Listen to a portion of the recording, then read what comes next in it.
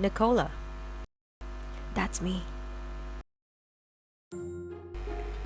If you've ever seen those dreamy, flowing posters of women surrounded by flowers and swirling lines and thought, wow, Pinterest was basically invented in 1894, well, you're not wrong.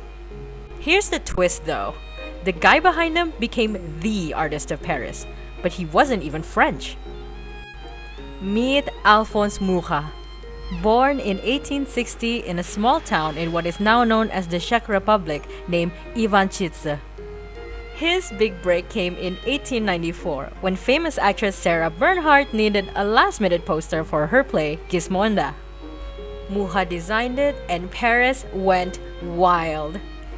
Suddenly, overnight, Mucha was the face of this new style we now call Art Nouveau. His signature look? Elegant women, natural forms, swirly lines, and ornate patterns.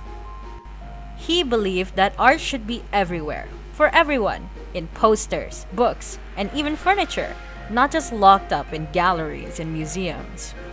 So, of course, with that mindset, Mucha decided to work with brands. And it wasn't limited only to luxury brands like champagne and liquor. No. He also worked for normal everyday brands. He did ads for biscuits, chocolate, baby food. Basically, if sponsorships existed back then, he would have had the wildest brand deals and probably a promo code at checkout to boot. But here's the funny part. People loved his posters so much that they literally started stealing them off the streets. Like, imagine walking down Paris, seeing a Mucha poster, and just going, yeah, that's mine now, and yoinking it right off the wall. The city actually had to start putting some of them up higher so people would stop swiping them like limited edition merch drops. And Mucha? He was kind of built different. While everyone was obsessed with this glamorous, dreamy vibe he made, he didn't actually think of himself as an Art Nouveau guy. In fact, he kinda hated the label. Brands kept begging him for more of the same stuff, but Mucha wanted to work on art that connected to his identity and his culture, you know? He was super into symbolism, astrology, and nature. That's why you see flowers, halos, stars, and super intricate shapes in all his pieces.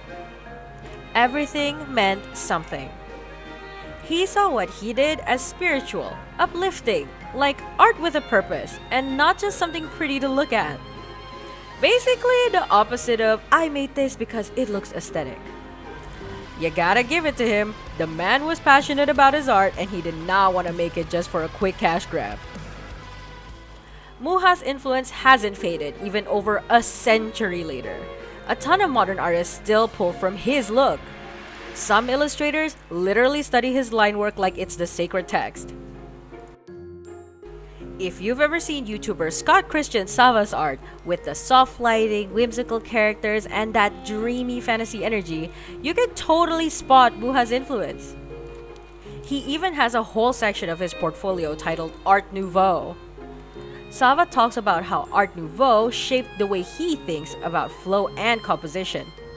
It's wild how a guy from the 1890s is still shaping the way creators design things for movies, books, and even YouTube thumbnails today.